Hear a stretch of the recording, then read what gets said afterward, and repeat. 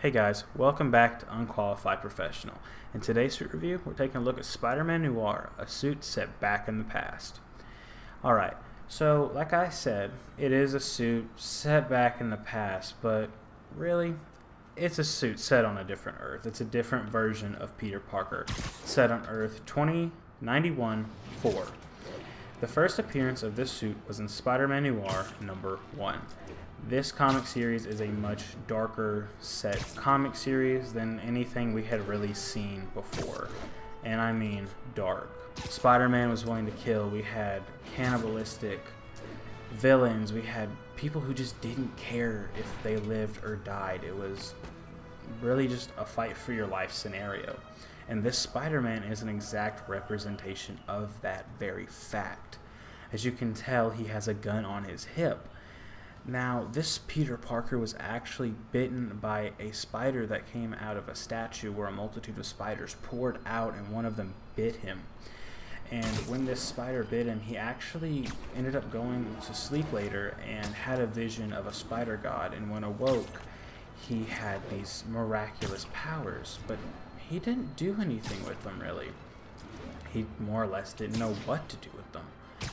And it wasn't until the death of his Uncle Ben, who actually, in this case, didn't die by a gun, a standard gun, because, you know, that's too mundane for this story. But anyway, he actually died by a cannibalistic vulture that was given. Uncle Ben was killed and eaten, yes, by the vulture. And if you're wondering how the vulture got his hands on Uncle Ben, that would be Norman Osborn's fault.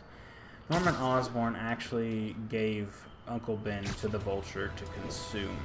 Peter found this out, and that's when he donned the mask. Not the suit, the mask. This mask is, like I said, steampunk inspired, with the goggles and the way the head is shaped in a leathery sort of way. We'll get into where the suit comes in a minute.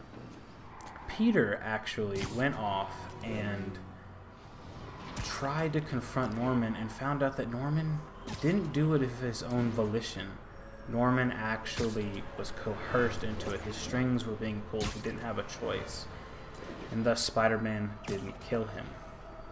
But after this fact, Peter decided to recreate his Uncle Ben's outfit from the war, his pilot outfit, and that's the outfit you see him wearing, with the combat boots, with the gloves, the kind of baggier pants, and a vest with a collar, and even a gun on his hip, which, yes, he did use. He killed people in that story, in this storyline. He wasn't our typical Peter Parker that we know. He was much more angry and dark and just really vicious. And one of the reasons Peter was so okay with killing is he was never told, with great power comes great responsibility, but something kind of similar. He was told, if those in power can't be trusted, then it is the responsibility of the people to remove them. And he took this to the most literal sense. He would remove people by any means necessary. He killed a good number of people, but eventually he found it morally wrong and stopped using the gun, stopped killing people, and became more of a Spider-Man that we know today. Now, he doesn't have all the fancy gadgets that the Spider-Man we know today does, like the Insomniac Spider-Man. He actually traverses by foot and swings on webs. That's really about all he has for it. And like I said, there's honestly not that much to the costume besides how it looks and just how steampunk-ish it looks. He even has technically a utility belt with pouches for ammunition and the gun strapped to his leg and this old steampunky kind of vibe to it. But other than that, there's really not much to the suit. And there's just really more of a story behind the suit than there is to actually tell about the suit.